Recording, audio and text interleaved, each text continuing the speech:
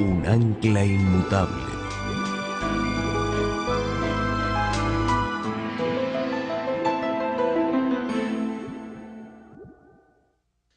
Esta noche vamos a estudiar el tema la fe de Jesús. Y antes de entrar a nuestro estudio, queremos una vez más orar para pedir la compañía del Señor. Así que les invito a inclinar sus rostros conmigo para orar. Padre, gracias por este hermoso día que nos has concedido. Gracias por el privilegio una vez más de encontrarnos aquí, en este lugar, con la disposición de escuchar tu voz a través del estudio de tu santa palabra. Pedimos, Señor, que hables a cada persona aquí reunida esta noche, que hables a los que escuchan por radio, que hables también a los que verán por televisión. Te ruego, Señor, que enternezcas corazones y que lleves esta noche a tomar decisiones para la eternidad. Te doy gracias por escuchar mi oración, pues te lo pido en el nombre de Jesús. Amén. Vamos a comenzar nuestro estudio en esta noche en Apocalipsis, el capítulo 14 y el versículo 12. Apocalipsis 14 y el versículo 12.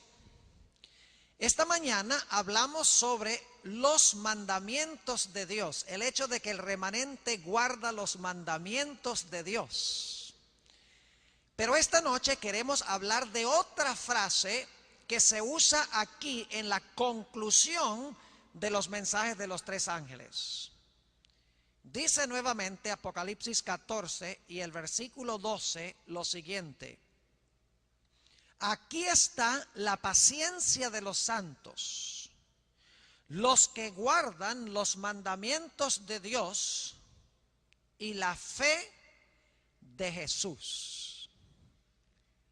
Ahora debemos preguntarnos, ¿qué es la fe de Jesús que va a poseer el remanente al final de la historia, que van a tener los miembros del pueblo de Dios en los últimos días? ¿Qué es la fe de Jesús? Para entender la fe de Jesús necesitamos en primer lugar entender qué es fe.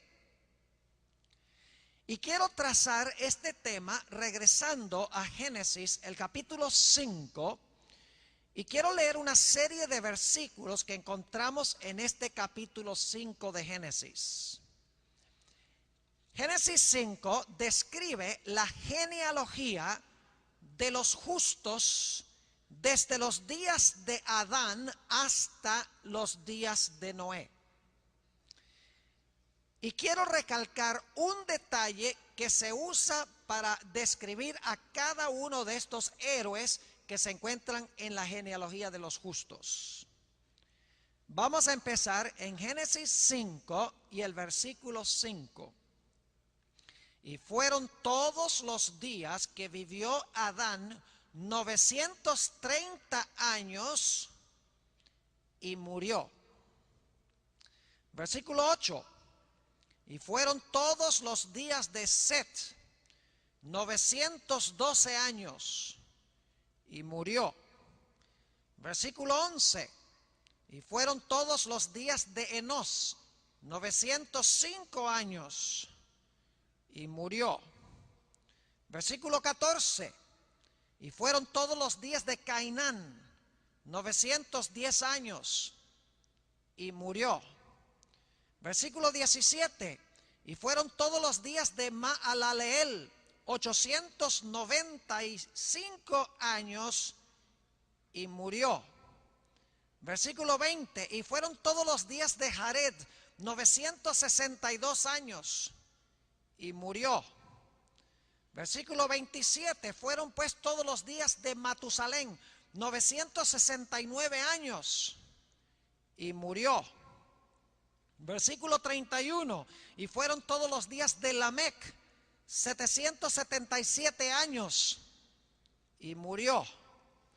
Y finalmente tenemos el relato en cuanto a Noé en Génesis 9 y el versículo 29.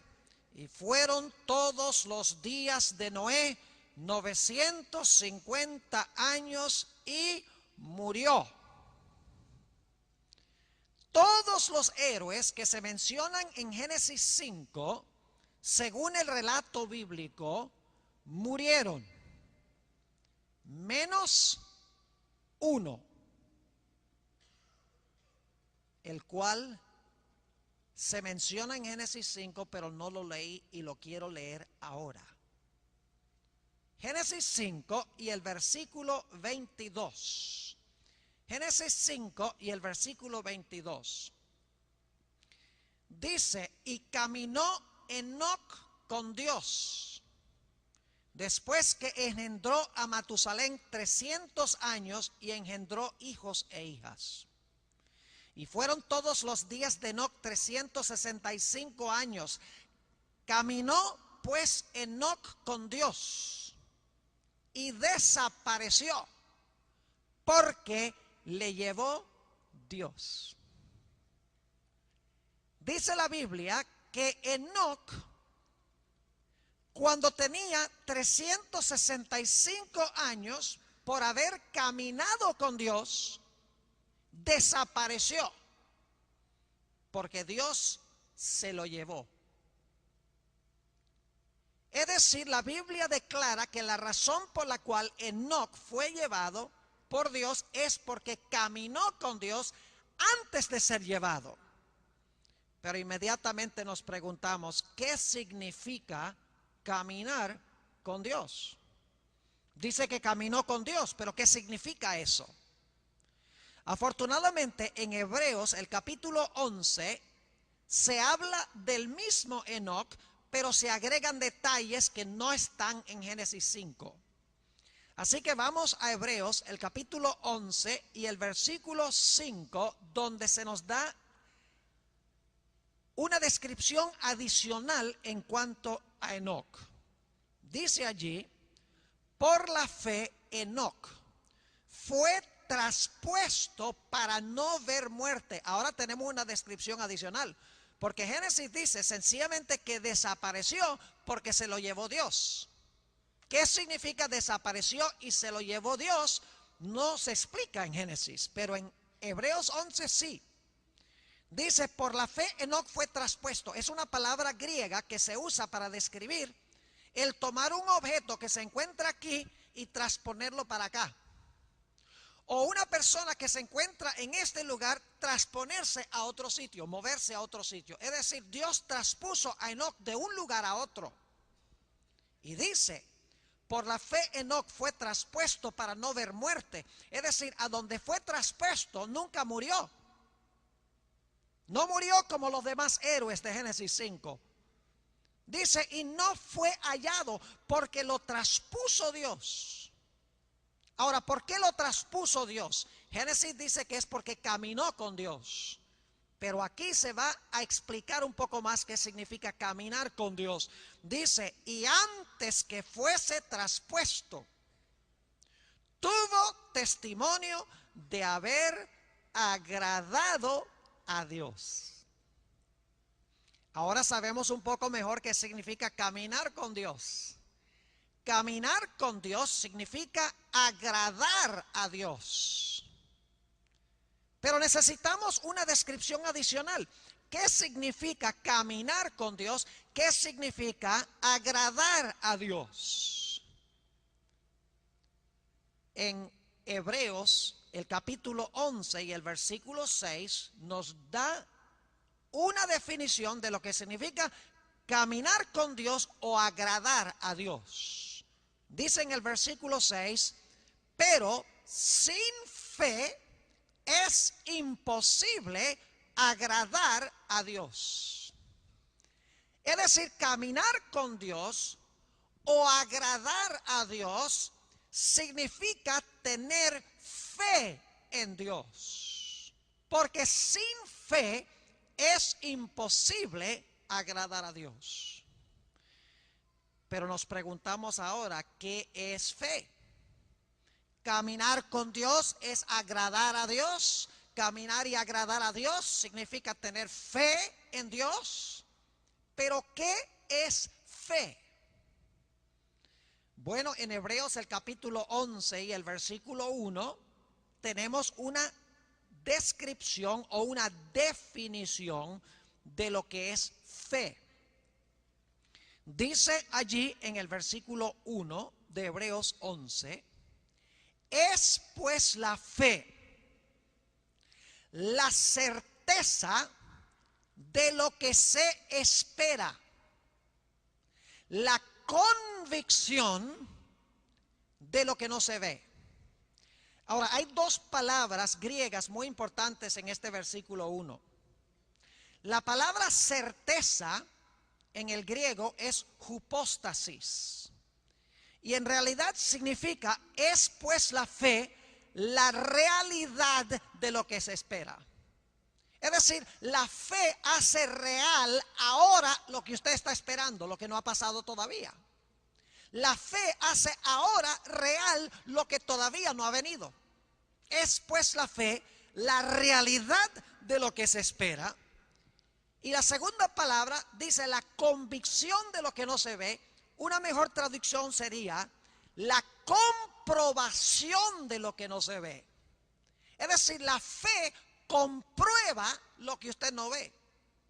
La fe le da certeza o trae la realidad ahora de lo que usted está esperando y todavía no ha llegado. Ahora, para entender la fe necesitamos comprender que hay 7 ideas interrelacionadas en la dinámica de la fe, porque la palabra fe es una palabra muy dinámica que tiene varios conceptos interrelacionados uno con otro.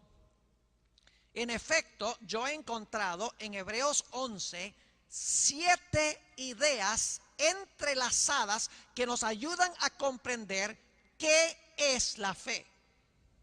Y quiero compartir con ustedes en esta noche esas 7 ideas relacionadas cuando hablamos del asunto de la fe. Lógicamente, la primera idea que tenemos que tomar en cuenta es la palabra fe en sí misma.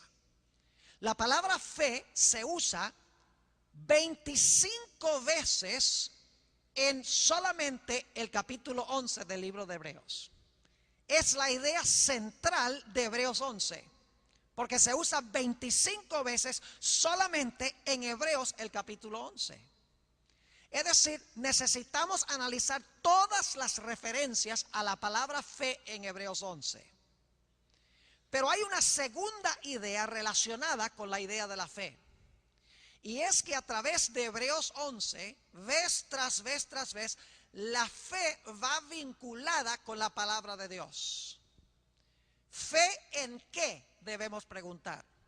Cuando la Biblia dice que debemos tener fe, preguntamos, ¿fe en qué? Hebreos 11 responde que cuando tenemos fe o confianza en lo que Dios habla o lo que Dios dice. Es imposible, en otras palabras, tener fe al menos que confiemos en lo que Dios dice. Es decir, que cuando Dios habla, la palabra de Dios es tan confiable que usted puede estar seguro que lo que Dios dice se va a realizar.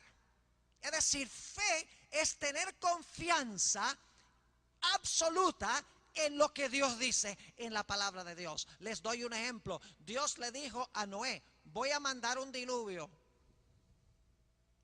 Noé no tuvo que esperar hasta que vino el diluvio para saber que lo que Dios dijo era verdad. Cuando Dios habló, cuando Dios dijo, va a venir un diluvio, Noé creyó lo que Dios dijo y se puso a construir un barco. No tuvo que esperar que cayera la lluvia para creer lo que Dios dijo. El momento que Dios habló, en ese momento Noé confió en lo que Dios dijo, tuvo fe en lo que Dios dijo. Es decir, tener fe significa confiar en la palabra de Dios, confiar en lo que Dios dice. podríamos leer del libro de Isaías un texto alusivo a esta idea de que la palabra de Dios cumple lo que dice. Cuando Dios habla, usted puede tener la absoluta certeza de que se va a cumplir lo que Dios dice, constante y sonante, aunque no haya pasado todavía. Isaías el capítulo 55 y el versículo 10 y 11, un pasaje muy bien conocido probablemente por todos nosotros, dice: porque como desciende de los cielos la lluvia y la nieve, y no vuelve allá, sino que riega la tierra y la hace germinar y producir, y da semilla al que siembra y pan al que come, así será mi palabra que sale de mi boca. No volverá a mí vacía, sino que hará lo que yo quiero y será prosperada en aquello para que la envíe. Es decir, cuando Dios habla, usted puede tener absoluta confianza que lo que Dios dice se va a cumplir. Por eso debemos tener fe implícita en la palabra de Dios. Es decir, usted no puede desconectar la fe de la palabra de Dios, porque fe es confiar en lo que Dios dice. Una tercera idea relacionada con esta dinámica de la fe es la esperanza. La fe siempre va acompañada de esperanza. Es decir, que cuando usted tiene fe en lo que Dios dice, usted espera que algún día se va a cumplir lo que la palabra de Dios dice. Tiene esperanza de que se va a cumplir. Ahora, esperanza no significa decir, por ejemplo, ¿Cristo va a venir? Espero que sí. Eso no es esperanza. Esperanza significa que cuando Dios habla y da sus palabras, podemos estar seguros de lo que Él dice va a ocurrir. Podemos tener absoluta esperanza de que se va a cumplir lo que Él ha hablado. Vayan conmigo al libro de los Romanos para entender un poquito más este asunto. Romanos, el capítulo 8 y el versículo 24. Fíjense lo que dice el apóstol San Pablo en cuanto a la esperanza que va acompañada de la fe.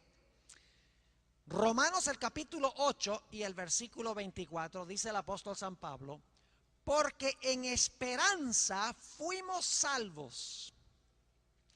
Pero la esperanza que se ve no es esperanza, porque lo que alguno ve, ¿a qué esperarlo?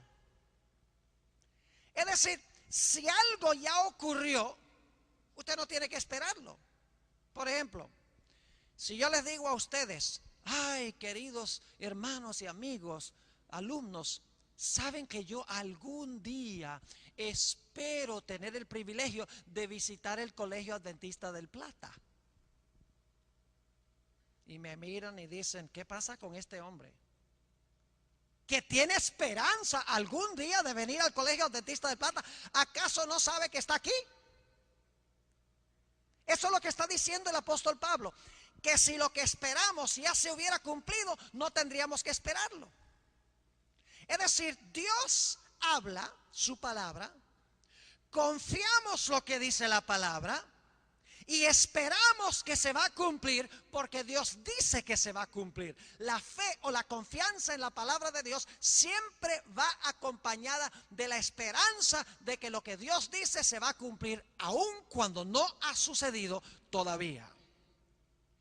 Otra idea que va acompañando esta dinámica de la fe es que en Hebreos 11 la fe siempre es activa.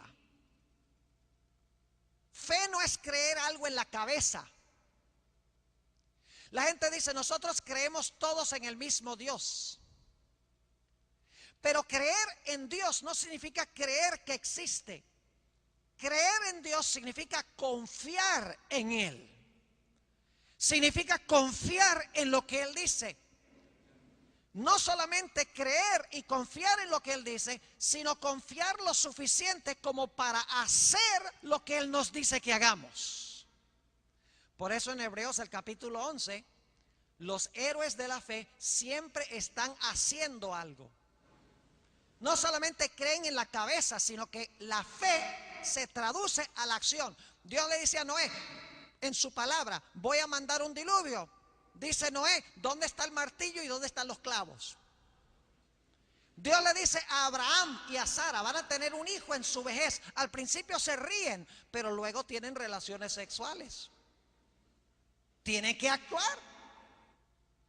Encontramos a Moisés. Dios le dice a Moisés: voy a sacar al pueblo de Israel de Egipto usándote a ti. Y Moisés se sienta y dice: hazlo, Señor. No, la Biblia dice que Moisés se levantó, activamente dirigió al pueblo en su salida de Egipto. Es decir, la fe siempre actúa a base de lo que Dios dice en su palabra. Si Dios dice que va a mandar un diluvio, inmediatamente la fe entra en acción, porque Noé cree lo que Dios ha dicho.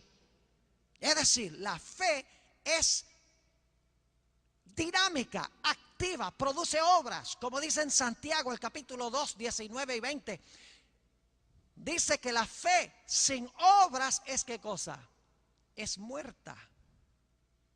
Y allí dice en ese pasaje también que los demonios creen intelectualmente y tiemblan. Si nosotros creemos solamente en la cabeza y no se traduce en la acción, no somos mejores que los demonios. Es lo que está diciendo Santiago. Así que la verdadera fe siempre actúa a base de lo que dice Dios en su palabra. Si Dios dice: haz esto, la fe dice: lo voy a hacer, aunque no haya pasado todavía. Voy a actuar a base de lo que dice la palabra de Dios. Otra idea que acompaña la dinámica de la fe es una paradoja extraña entre ver y no ver. Vez tras vez en Hebreos 11 se subraya el hecho de que los que tienen fe ven lo que no se ve. Es decir, los que tienen fe ven lo invisible. Ahora, yo sé que eso es una contradicción lógica. ¿Cómo uno puede ver lo que no se ve? La Biblia dice que los que tienen fe pueden ver lo que no se ve. Varias veces en Hebreos 11 se subraya esta idea. Me hace recordar la experiencia de Tomás. Saben que muchas personas tienen la filosofía: ver es creer. Pero yo quiero voltear un poco ese dicho. La Biblia no enseña ver es creer. La Biblia enseña que creer es ver. Porque cuando usted tiene fe, ve lo que no se ve, ve lo invisible. La historia de Tomás es muy interesante. Él no estaba presente cuando los discípulos vieron a Jesús la noche de la resurrección. Y como resultado, cuando los discípulos vinieron y le dijeron: Tomás, hemos visto al Maestro, hemos visto a Jesús, dice Tomás: no lo creo. Al menos que no lo vea, no lo creo. 8 días más tarde el Señor Jesucristo se le apareció a los discípulos otra vez en el aposento alto, y esta vez estaba presente Tomás. Y cuando Tomás vio a Jesús y colocó sus manos en las heridas de Jesús, se lanzó a los pies del Maestro y dijo: Señor mío y Dios mío. Y luego el Señor Jesucristo le declaró en Juan 20 y el versículo 29: porque me has visto, Tomás, has creído. Es decir, has tenido fe porque me has visto. Bienaventurados los que no ven y creen. Bienaventurados los que no han visto y sin embargo tienen fe. Es decir, hay una paradoja extraña entre ver y no ver en la dinámica de la fe. Otra idea relacionada con la fe es que la fe siempre recibe su recompensa. Esto se encuentra en Hebreos 11 muy a menudo. Es decir, lo que usted espera siempre se cumple. la esperanza que tiene en lo que Dios dice finalmente se cumple. Es decir, la razón de tener fe es recompensada cuando Dios finalmente hace lo que Él dijo que iba a hacer.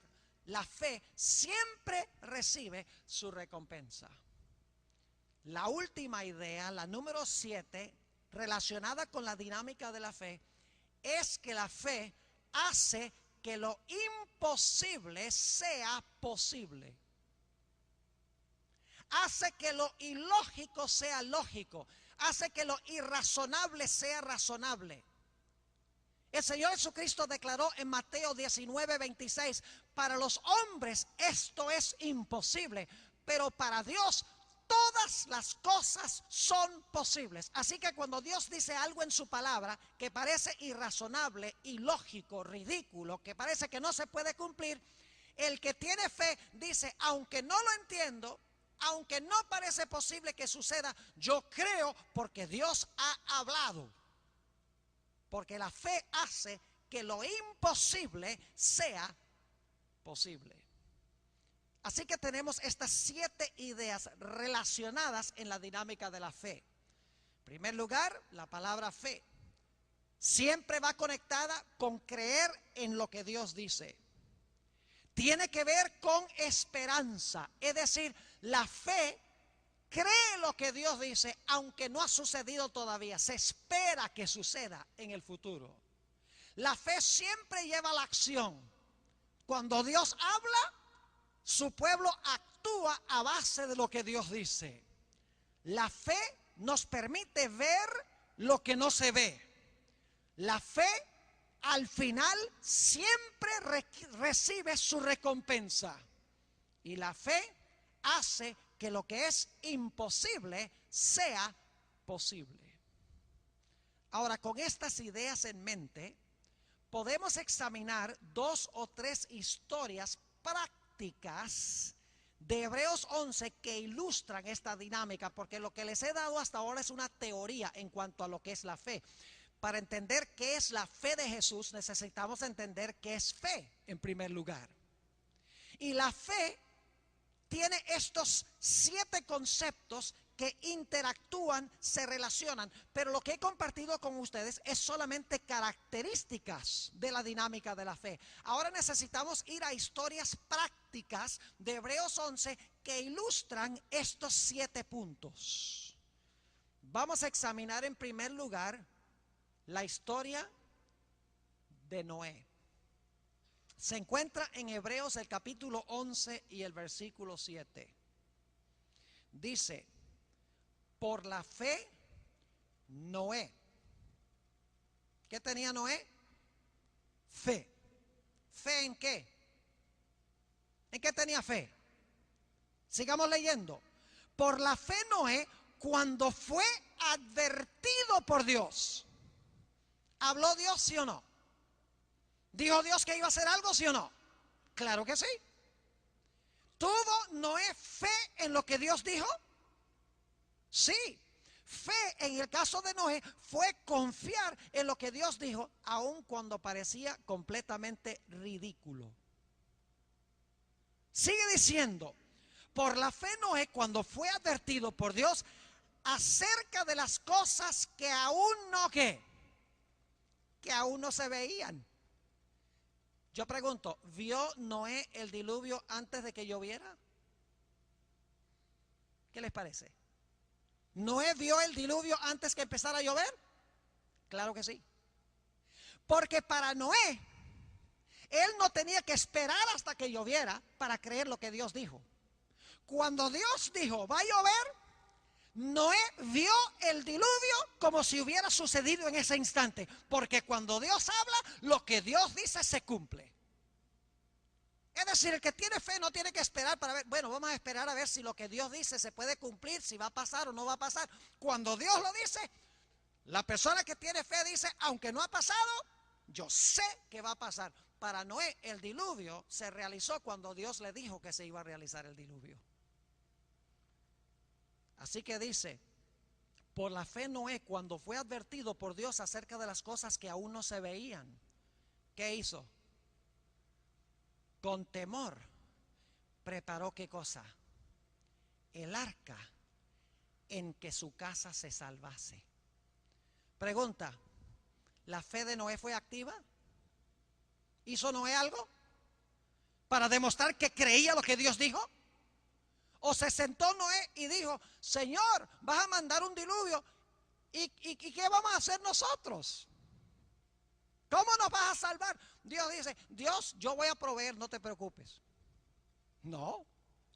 Noé demostró que creyó lo que Dios dijo, porque inmediatamente fue a buscar la madera y los clavos y empezó a construir ese barco en tierra seca.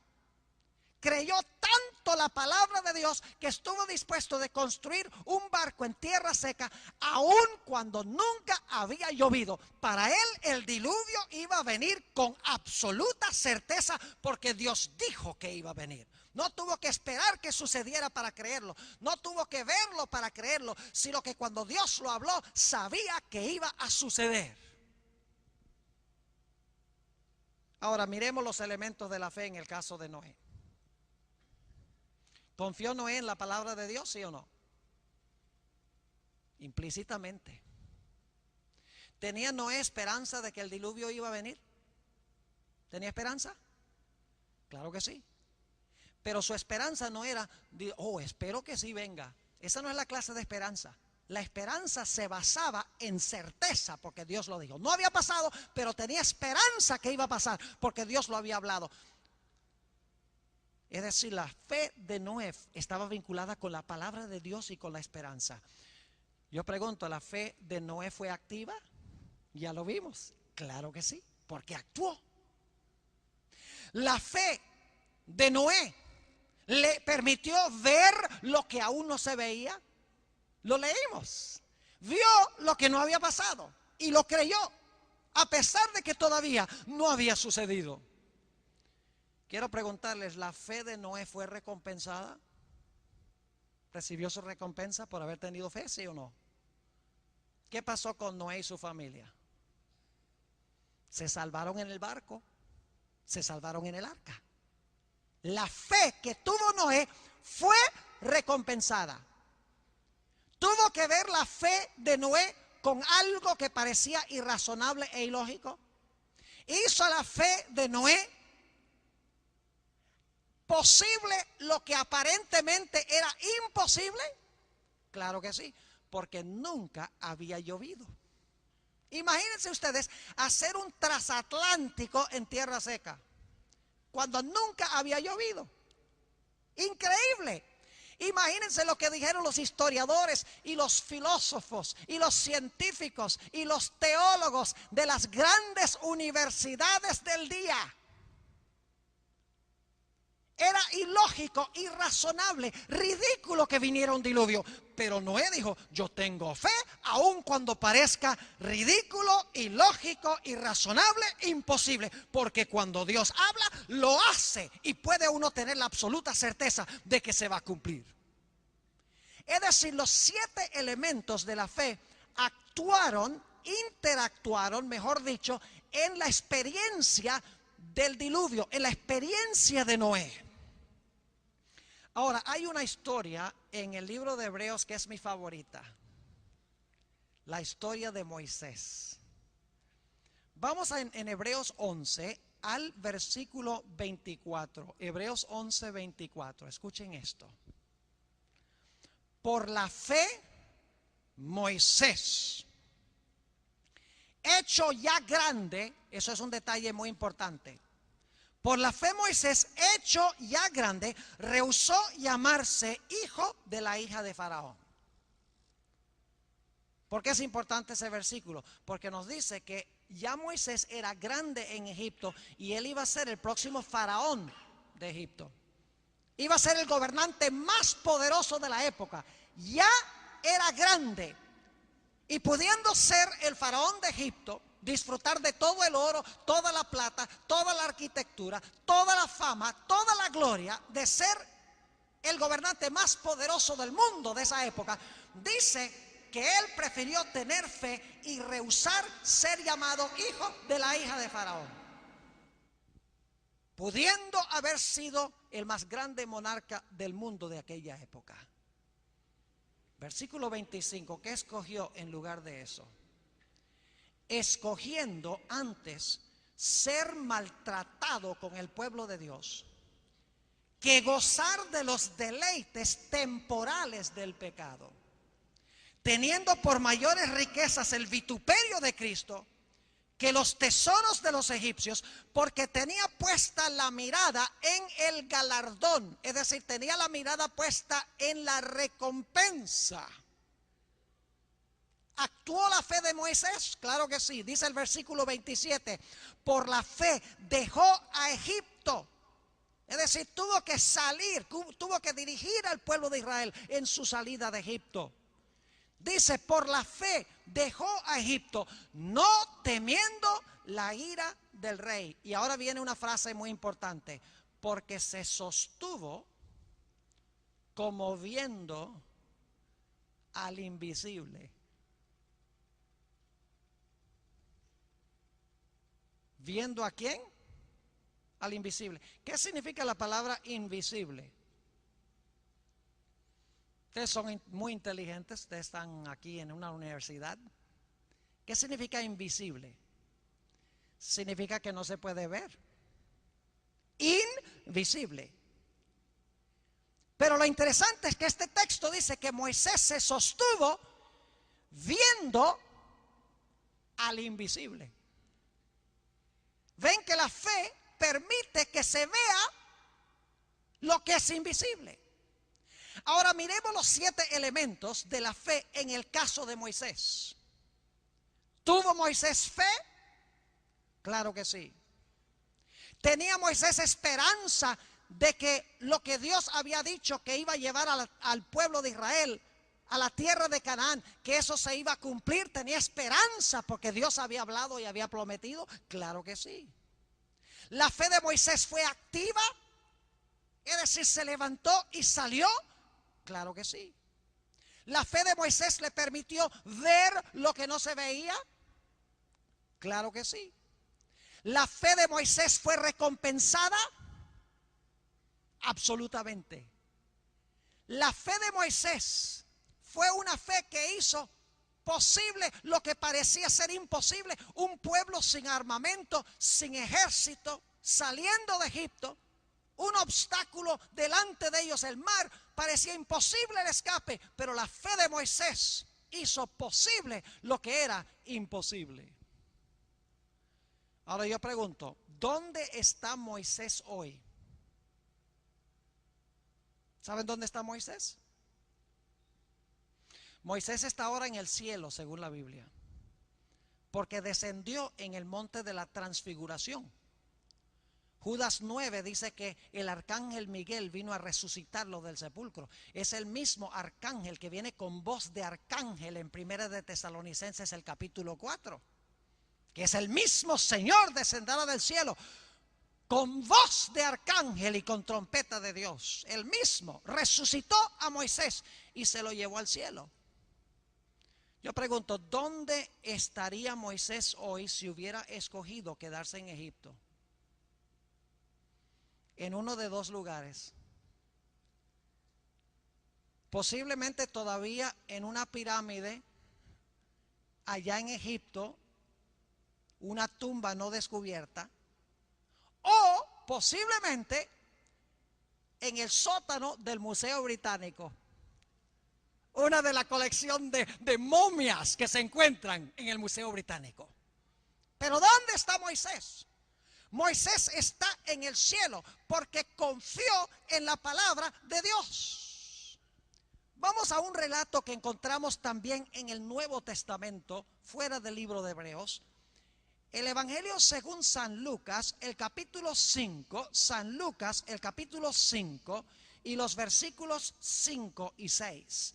Lucas 5 y el versículo 5 y 6. Los discípulos habían estado sobre el mar de Galilea en el barco toda la noche y no habían podido pescar ni un solo pescado. Y por la mañana el Señor Jesucristo se montó en el barco y se fueron a aguas profundas. Y el Señor Jesucristo le dice a Pedro: mira, Pedro, echa las redes en el lado derecho del barco. Echa las redes para pescar. Y claro, Pedro en su mente está pensando: nadie en el mar de Galilea pesca de día, porque el agua es muy clara. Los peces ven las redes. Por esa razón nadie pesca de día, dice Pedro. No hay peces, pescamos toda la noche. Pero luego quiero que noten lo que dice el versículo 5 y 6. Respondiendo Simón le dijo: maestro, toda la noche hemos estado trabajando y nada hemos pescado. Y ahora escuchen: mas en tu palabra echaré la red. Si tú hablas, yo tengo fe y voy a tirar la red. ¿Fue recompensada su fe porque obedeció la palabra de Jesús? Dice en el versículo 6: y habiéndolo hecho, encerraron gran cantidad de peces y su red se rompía, porque confió en lo que Jesús dijo cuando parecía ridículo. Su fe fue recompensada, pero tuvo que actuar, tuvo que hacer lo que Jesús le dijo que hiciera. Tenía esperanza de que Jesús podía hacer un milagro. Es decir, todos los elementos de la fe se encuentran en este relato, y en todos los relatos bíblicos de la fe encontramos estos 7 elementos claves. Esta dinámica, cómo interactúan estas 7 ideas. Ahora quiero que vayamos al Evangelio según San Juan. Ya vamos a volver a Enoc. No me he olvidado de Enoc. San Juan, el capítulo 14 y el versículo 1 al 3. San Juan 14, 1 al 3. ¿A dónde fue Enoc? ¿A dónde fue llevado Enoc? A ver, dígame, ¿a dónde fue llevado Enoc? Al cielo. ¿Por qué fue llevado al cielo? Porque caminó con Dios. Porque agradó a Dios. Porque tenía fe en Dios. ¿Fe en qué aspecto de Dios? Vamos a ver. Juan 14, 1 al 3. Jesús habla aquí a sus discípulos. No se turbe vuestro corazón. Creéis en Dios, creed también en mí. En la casa de mi Padre muchas moradas hay. Si así no fuera, yo os lo hubiera dicho. Voy pues a preparar lugar para vosotros. Y si me fuere y os preparare lugar, vendré otra vez y os tomaré a mí mismo, para que donde yo estoy, vosotros también estéis. ¿Prometió Jesús volver a este mundo para llevarnos al cielo? ¿Sí o no? Sí. Ahora yo quiero preguntar esta noche: ¿cuántos de los presentes han ido alguna vez al cielo? Los de aquí al frente no veo ni una mano. ¿Saben que yo he ido al cielo ya? Se ríen, dicen: falso profeta. ¿Cómo es que el pastor Moore dice que se fue para el cielo? Escuchen, jóvenes y hermanos, yo no necesito ir al cielo, porque cuando Jesús dice: estoy preparando un lugar para ti, vendré otra vez y te voy a llevar allá, yo no tengo que esperar hasta que me lleve. El momento que Jesús lo promete, lo puedo contar por absolutamente seguro, porque lo dice. No tengo que esperar y decir: bueno, vamos a ver si Jesús algún día viene. No. Cuando Jesús dice: vendré otra vez, estoy preparándote un lugar, es porque cuando Él lo dice, tú puedes contar 100% que lo que él está diciendo es absolutamente cierto y que se va a cumplir. Noten lo que dice Hebreos 11 sobre esto. Hebreos el capítulo 11 y el versículo 10, hablando de los héroes del Antiguo Testamento. Dice, hablando de Abraham, porque esperaba la ciudad que tiene fundamentos, cuyo arquitecto y constructor es Dios. Eso esperaba Abraham. Noten el versículo 13. Conforme a la fe, murieron todos estos sin haber recibido lo prometido, sino mirándolo de lejos. ¿Qué hicieron? ¿Lo miraron, sí o no? Claro, mirándolo de lejos, dice aquí. Y creyéndolo, es decir, teniendo fe en esto. Y saludándolo. Y confesando que eran extranjeros y peregrinos sobre la tierra. Porque los que esto dicen claramente dan a entender que buscan una patria. Pues si hubiesen estado pensando en aquella de donde salieron, ciertamente tenían tiempo de volver. Pero anhelaban una mejor, esto es celestial. Por lo cual Dios no se avergüenza de llamarse Dios de ellos, porque les ha preparado una ciudad. ¿Cuántos están seguros que esta ciudad existe? ¿La han visto?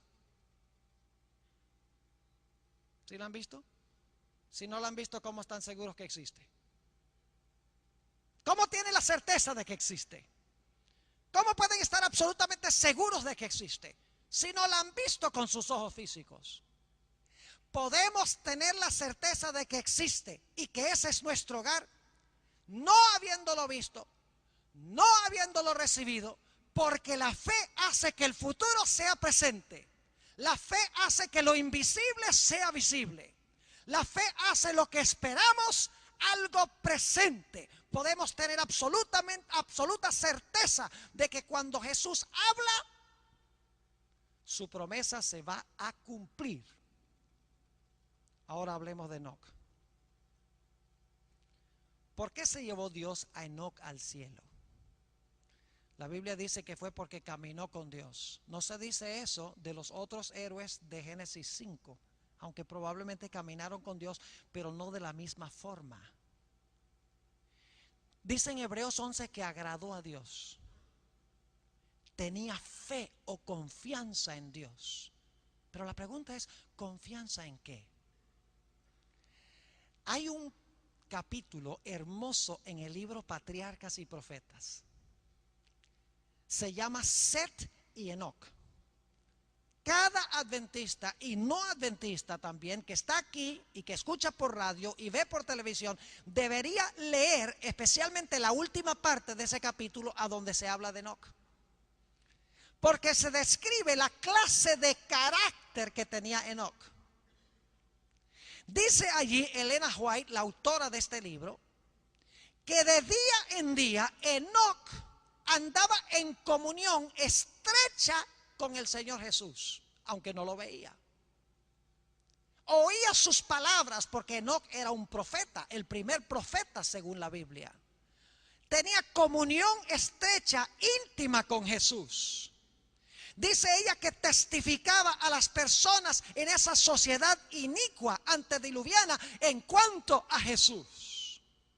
Y dice ella que cada día que pasaba, a Enoc le molestaba más la malicia y la blasfemia y el crimen y la maldad que había en la sociedad. Mientras más se acercaba a Jesús, más aborrecía el mal y el pecado. Caminó estrechamente, mano a mano con Dios. En cada acto de su vida quería agradar a Dios. Cada acto de su vida era una manifestación de fe en Dios. Ya no quería vivir en el planeta Tierra, quería vivir en la presencia de Dios, en la presencia de Jesús. Y por lo tanto llegó un día donde el caminar de Enoc era tan estrecho con Dios, donde el agradar de Enoc era tan perfecto en su relación con Dios, donde su fe y su confianza y su seguridad de que Dios le tenía preparada la recompensa celestial era tan cierta en su mente, que el Señor Jesucristo le dijo a Enoc: Enoc, ya tú no tienes más nada que hacer allá en ese planeta. Tú no tienes más nada que hacer allí en esa tierra. Porque aunque tu cuerpo está allá, tu mente está aquí conmigo. Estás plenamente identificado conmigo aquí en la patria celestial. No hay razón para dejarte allá. Vente al cielo y continuemos caminando físicamente por las calles de la santa ciudad por toda la eternidad. Tenía una fe tan fuerte en Dios que no había nada que pudiera sacudir su confianza en el Señor, su confianza en Dios. Y por eso él no murió, sino que fue trasladado al cielo de entre los vivos. Y dice la misma autora que Enoc representa a aquellas personas que al final de la historia pasarán por el tiempo de angustia, el peor periodo de la iniquidad en el planeta Tierra. Personas que no quieren más nada que ver con este mundo, odian el pecado, odian la maldad, odian la blasfemia. Ya no pueden soportar la idea de vivir en este mundo a donde se maltrata el nombre de Dios. Y Dios va a decirles: vengan acá y sigamos caminando en las calles de oro de la nueva Jerusalén por los siglos de la eternidad. Apreciados jóvenes y hermanos, nosotros podemos escoger estar a donde queramos con nuestras mentes. Ahorita mismo yo puedo ir al cielo. Los astrónomos hablan de la velocidad de la luz. 300,000 kilómetros por segundo. Velocidad de caracol. Velocidad de tortuga.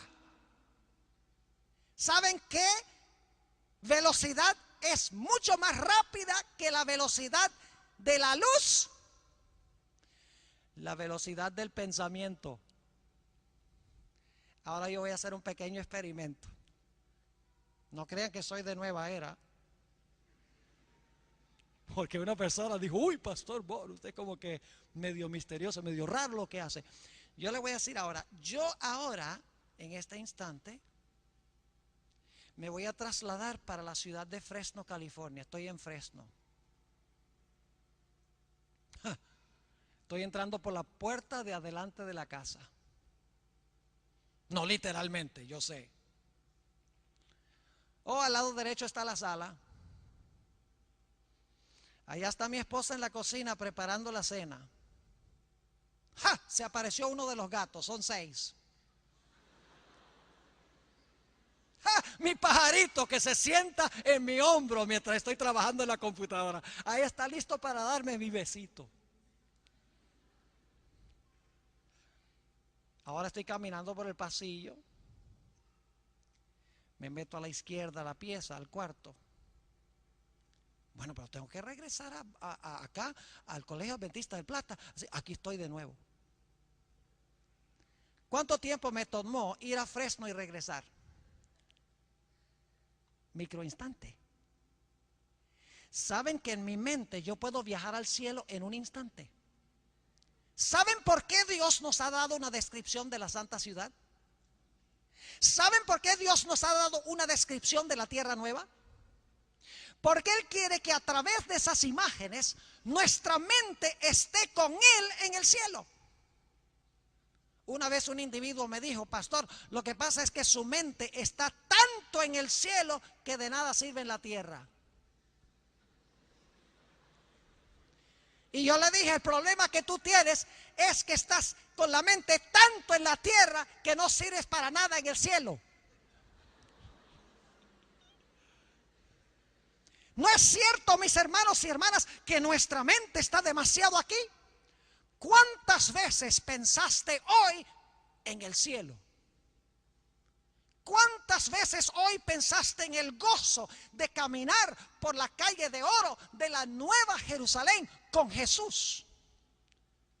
¿Cuántas veces reflexionaste sobre lo lindo que será reflejar el carácter de Jesús y caminar con Él y contemplar su hermoso rostro? Porque eso es lo importante del cielo. No son la calle de oro y los muros de jaspe y los fundamentos de piedras preciosas, las puertas de perla. Nada de eso interesa.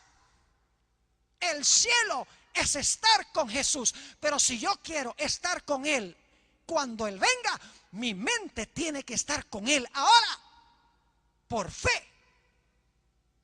Necesito avanzar por fe, confiar en su palabra, mirar hacia el futuro, ver lo que no se ve en la patria celestial, tener la certeza de aquellas cosas que se esperan. Aunque parezca ilógico y razonable, algunas personas en el mundo dicen: esa idea del cielo fue inventada por alguien que quiere calmar a la gente en este mundo y controlar a la gente en este mundo. Entonces le dice: ay, tu gran esperanza está en el cielo. Pues yo les digo una cosa,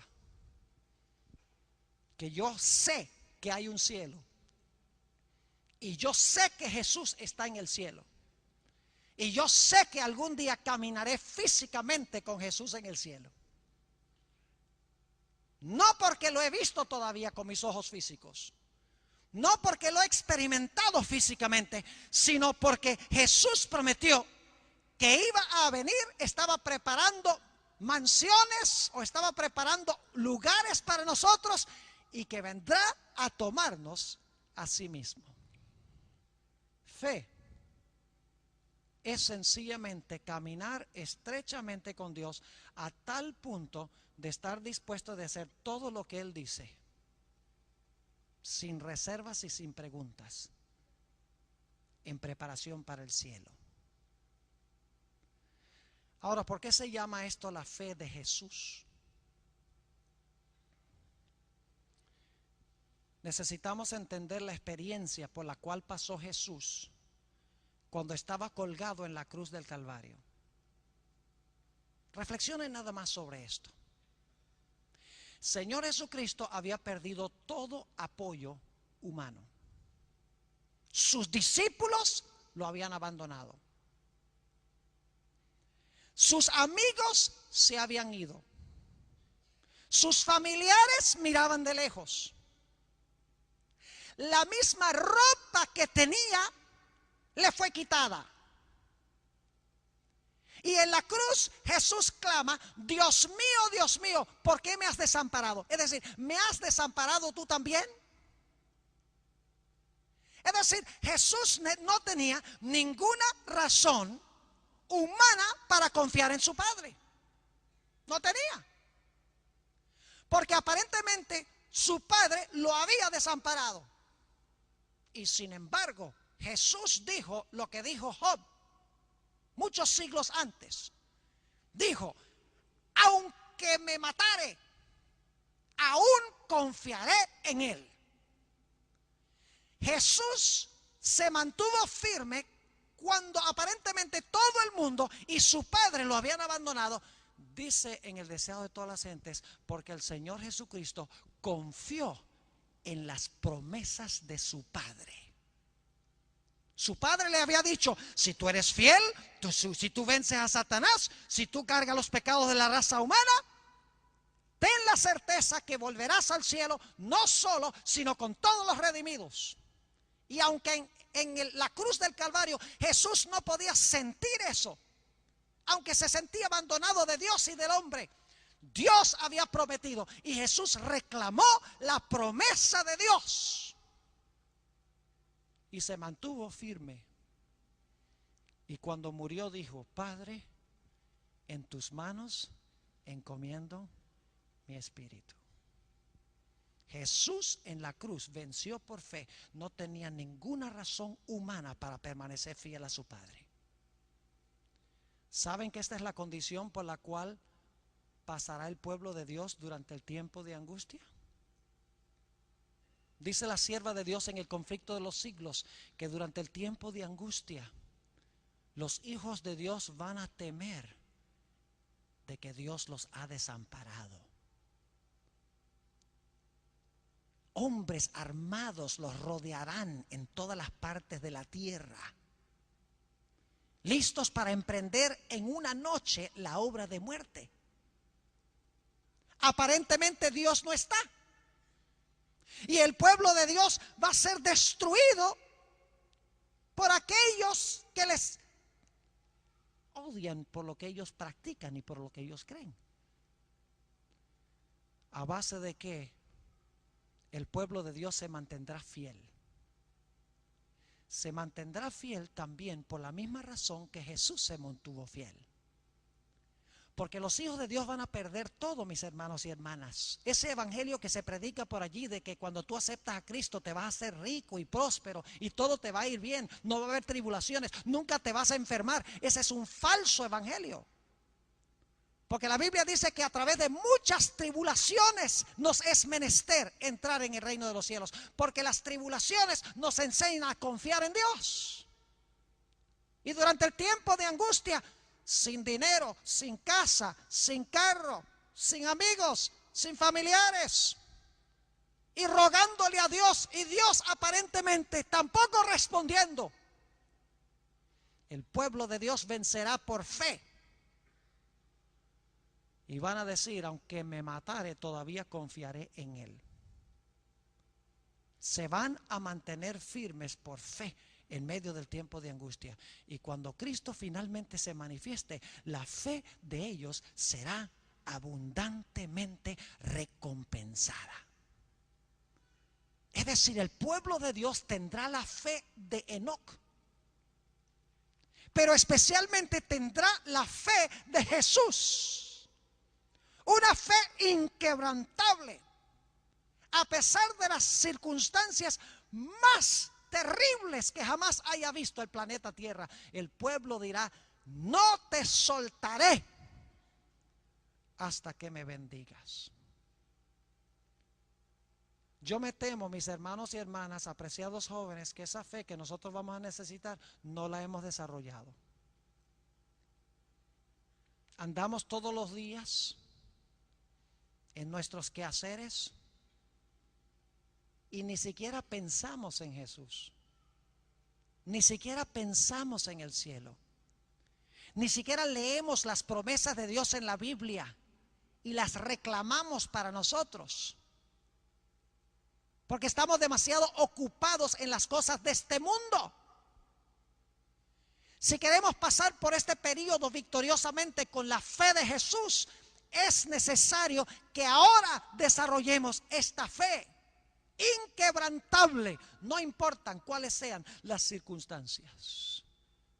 Eso es lo que significa tener la fe de Jesús. ¿Cómo se desarrolla la fe? Escuchando la voz de Dios y obedeciendo su palabra, a pesar de las terribles circunstancias. Déjenme darles un par de ejemplos antes de concluir en esta noche. En la Biblia el Señor nos dice que debemos devolverle un fiel diezmo a Él. ¿Dice la Biblia eso? ¿Que debemos devolverle el diezmo? Claro que sí. Algunas personas me han dicho, pastor, yo no le puedo devolver el diezmo a Dios. No me alcanza para pagar las cuentas. ¿Creen ustedes que Dios les va a pedir que hagan algo y luego los va a desamparar? Cuando Dios pide algo, está dispuesto de darlo. Cuando Dios dice, devuelve un diezmo fiel, cuando lo hacemos, cuando obedecemos su palabra, cuando creemos lo que Él dice, el Señor Jesucristo va a intervenir para que podamos hacer lo que Él dice. Y no nos va a dejar morir de hambre. Lo mismo sucede con el sábado. Algunas personas creen en el mensaje del sábado, dicen, yo creo que debo guardar el sábado. Pero pastor, el problema es que yo tengo que trabajar el sábado. No me dan el sábado libre. Yo pregunto, ¿creen ustedes que Dios les va a pedir que guarden el sábado y luego cuando escojan guardarlo, Dios los va a desamparar? No. Cuando Dios pide algo, está dispuesto de darnos lo que Él nos pide. Y he visto caso tras caso tras caso. Hablen algún día con el doctor Acosta del sanatorio aquí, para que Él les cuente las historias de cómo Dios intervino cuando estudiaba en la Universidad de Cartagena para ser médico. Vez tras vez había exámenes en sábado y Dios intervenía. Él decía, yo no voy a hacer un examen en sábado porque Dios dice en su palabra, 6 días trabajarás y reposarás el séptimo. Punto final. Si pierdo mi curso de medicina, que lo pierda, pero voy a ser fiel a Dios. Y cada vez Dios intervino. Le cambió el día del examen, suavizaba el corazón del maestro para que el maestro le diera el examen otro día. Historias tremendas de la providencia de Dios. Una vez me senté con él y me deleité escuchando todas las historias extraordinarias. Dios no lo desamparó cuando escogió obedecer la palabra de Dios. ¿Saben lo que me parece interesante? Me parece interesante que algunos adventistas dicen, ay pastor, a mí no me alcanza para devolver el diezmo, pero cuando lo tenga que entregar todo por Cristo, en un instante lo hago. ¿Qué le hace a usted pensar que si no está dispuesto a devolverle ahora el 10% a Jesús, después le va a devolver todo? Lo mismo el sábado. Si no estoy dispuesto de perder mi trabajo, aunque Dios me va a ayudar a conseguir otro, o me va a ayudar para suavizar el corazón de mi jefe, para darme el sábado libre, pero si no estoy dispuesto de arriesgarme a perder mi trabajo por ser fiel a Jesús y pasar el sábado con Él en comunión, ¿qué me hace pensar que voy a estar dispuesto de dar mi vida cuando sea necesario? La Biblia dice que el que es fiel en lo poco, en lo mucho será fiel. Y el que es infiel en lo poco, en lo mucho será infiel. Hoy es que es necesario desarrollar la fe. ¿Y cómo se desarrolla la fe? La fe viene por el oír. ¿Y el oír por qué? Por la palabra de Dios. Estudia la palabra y cuando la estudies, escoge obedecerla. Cuando Dios te revela un deber, dice sábado, tú no dices, bueno, ¿puedo o no puedo? ¿Funciona o no funciona? Si Dios dice sábado, ahí voy. Dios dice que debo devolver el diezmo. Si Dios dice eso, ahí voy. No esperes para obedecer a Dios. Mete los pies en el agua y Dios abrirá el mar. Pero Dios prueba nuestra fe, porque la fe viene por el oír lo que Él dice, y el oír viene por la palabra de Dios. Es decir, la fe se desarrolla obedeciendo la santa palabra de Dios, lo que Él dice. Y Dios nunca nos desampara. Ahora, ¿cómo desarrollamos esa fe? Voy a concluir con esto. ¿Puede usted confiar en una persona que no conoce? ¿Puede confiar en alguien que no conoce? ¿Puede tener fe en una persona que no conoce? Claro que no. ¿Puede usted conocer a una persona sin pasar tiempo con él? Claro que no. Les doy una ilustración. Supongamos que yo estoy caminando por la calle. Ustedes nunca me han visto. Este hermano aquí que está aquí al frente no me ha visto nunca. Y yo tengo problemas, tengo que pagar el alquiler de la casa y estoy atrasado 3 meses. Acabo de conseguir un trabajo y sé que voy a poder pagar el alquiler de ahí en adelante. Y en la calle me encuentro al hermano y le digo, óigame, señor, tengo un problema y es que debo 3 meses de alquiler de la casa. ¿Podría usted prestarme 1,500 pesos? Yo se los pago el próximo mes. ¿Qué creen que va a decir el hermano? Ah, sí, cómo no, claro. Olvídese. ¿Por qué no me va a prestar los 1,500 pesos? Porque no me conoce. ¿Y por qué no me conoce? Porque no ha pasado tiempo conmigo. Pero ahora supongamos que yo estoy caminando por la calle y me encuentro con el doctor Schultz.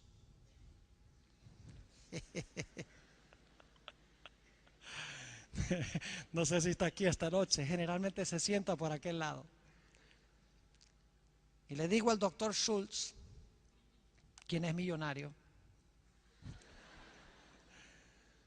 oiga, doctor Schultz, estoy en agua caliente. ¿Sabe que debo 3 meses de alquiler de la casa? Y no tengo con qué pagar ahora, pero conseguí un trabajo y voy a ganar suficiente dinero para, si usted me presta 1,500 pesos, para pagarle el próximo mes los 1,500 pesos. ¿Estaría usted dispuesto de prestarme 1,500 pesos? ¿Qué creen ustedes que diría el doctor Schultz?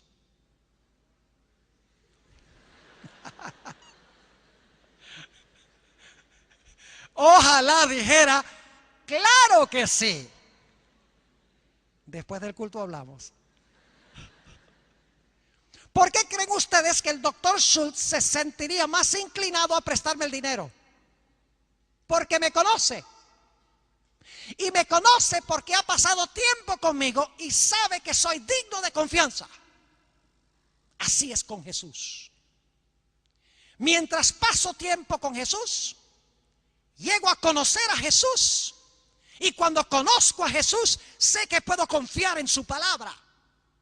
Si tengo poca fe, es porque no estoy caminando con Jesús.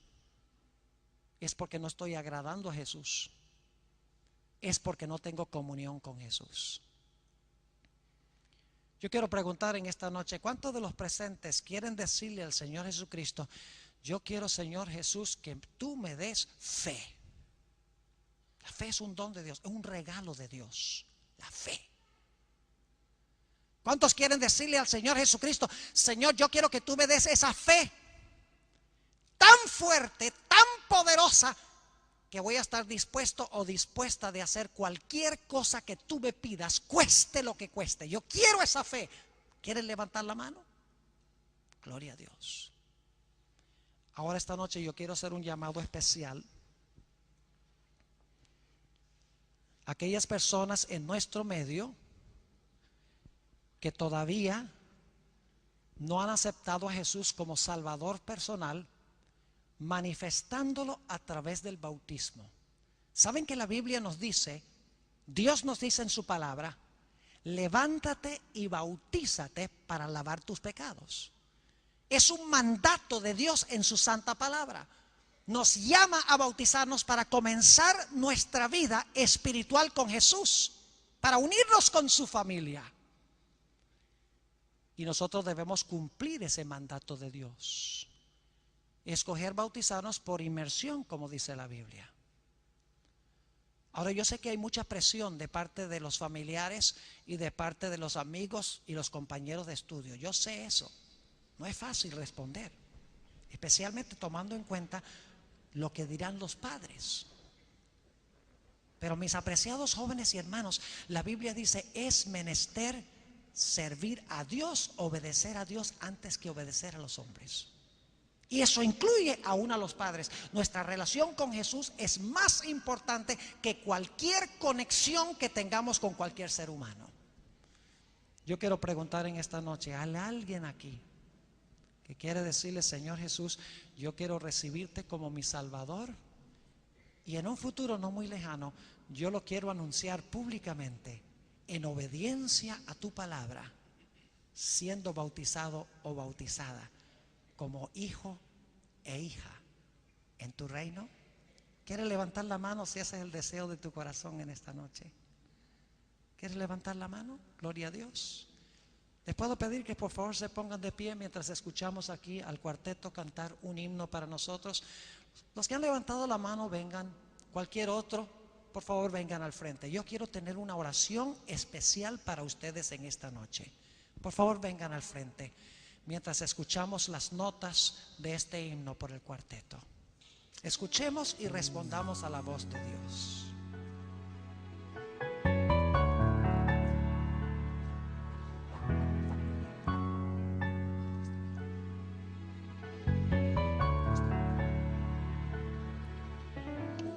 Sara percibió que había algo muy raro con Abraham. En su mirar tenía mucho dolor, mucha aflicción. Un día emprendieron viaje Abraham e Isaac.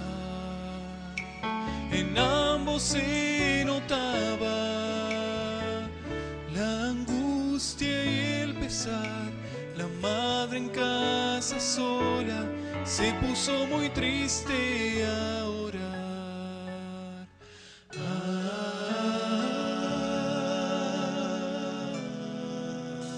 Tres largos días se pasaron hasta llegar a el lugar donde Dios pedía que se hiciese el altar. Tomando a su querido hijo, el padre levantó el puñal, mas Dios su nombre llama. Abraham, mi siervo amado, aquí está el cordero, tu hijo vuelve a casa junto a ti. Ven, entrega hoy tu vida y lo mejor al Salvador. Ven sumiso y confía en las maravillas del Señor.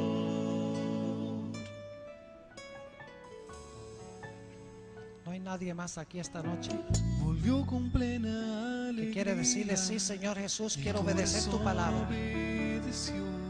Tú dices que debo entregarme a Jesús a través del bautismo.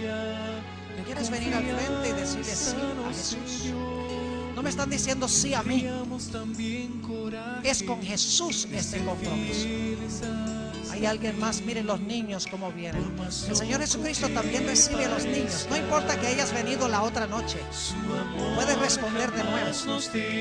Alguien más en esta noche, gloria a Dios. No existe una razón para temer. Ven, entrega hoy tu vida y lo mejor al Salvador. Ven sumiso y confía en las maravillas del Señor. Ven, entrega hoy tu vida y lo mejor al Salvador. Ven sumiso y confía en las maravillas del Señor.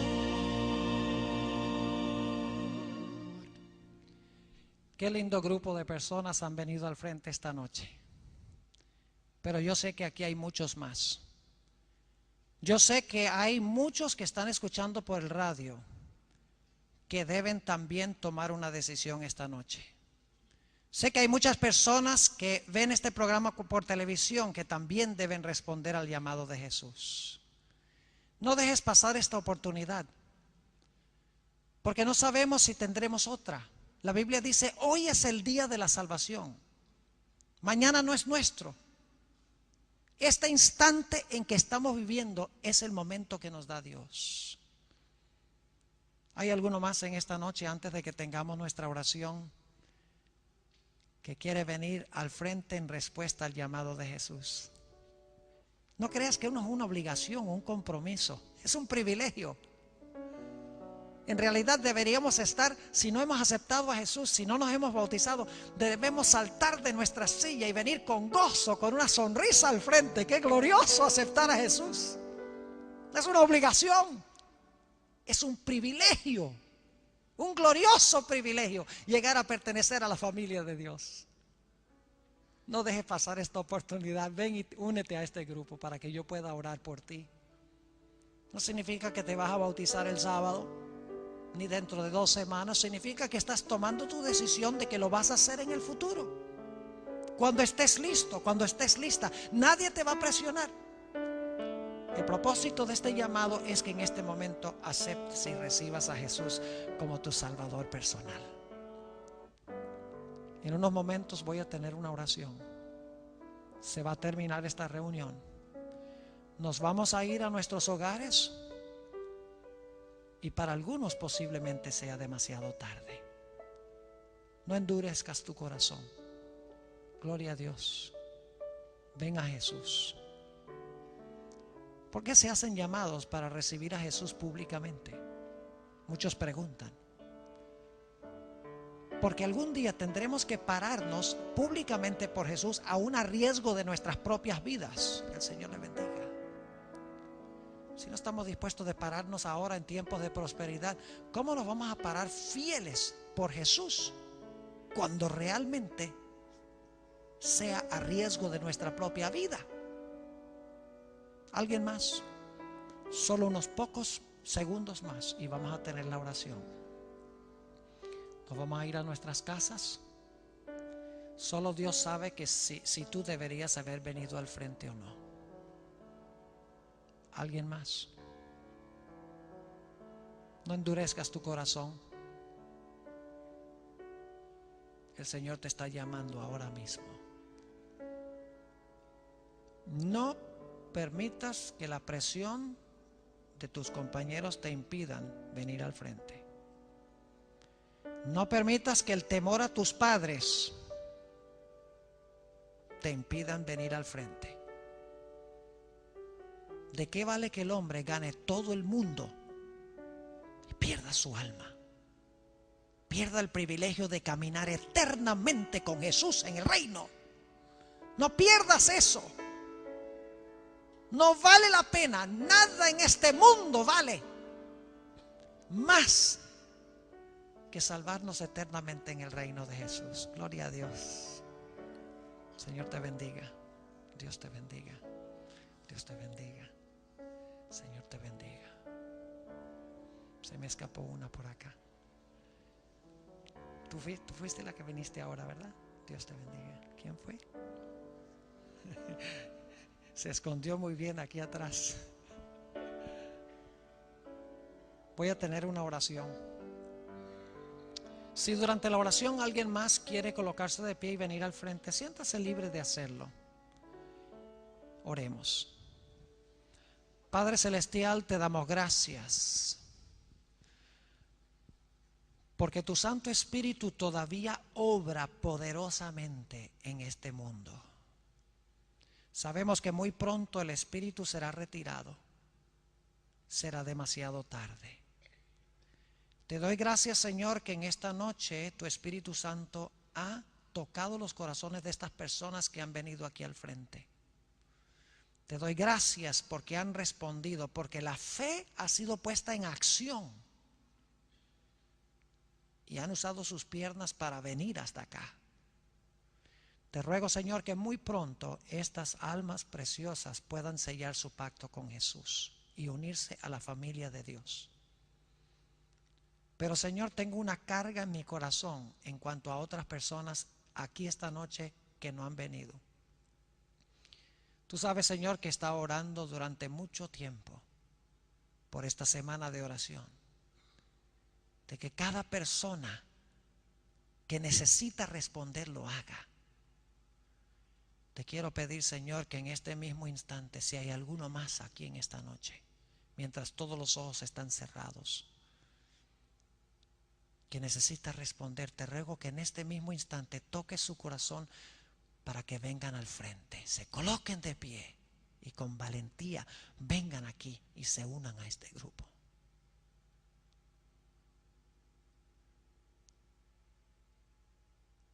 Gracias, Padre, por los que han venido al frente. Te pido que extiendas el periodo de misericordia para aquellos que están en el valle de la indecisión. Señor, anhelamos que venga ese día cuando podamos habitar eternamente con Jesús. Te pido también por aquellas personas que escuchan por radio, ven por televisión. Acércate a ellos. Y si han tomado la decisión, te ruego, Señor, que también muy pronto puedan unirse a tu familia. Gracias, Señor, por haber estado con nosotros en esta noche. Y gracias por escuchar mi oración, porque te lo pido en el precioso nombre de Cristo Jesús. Amén. Amén. Gloria a Dios.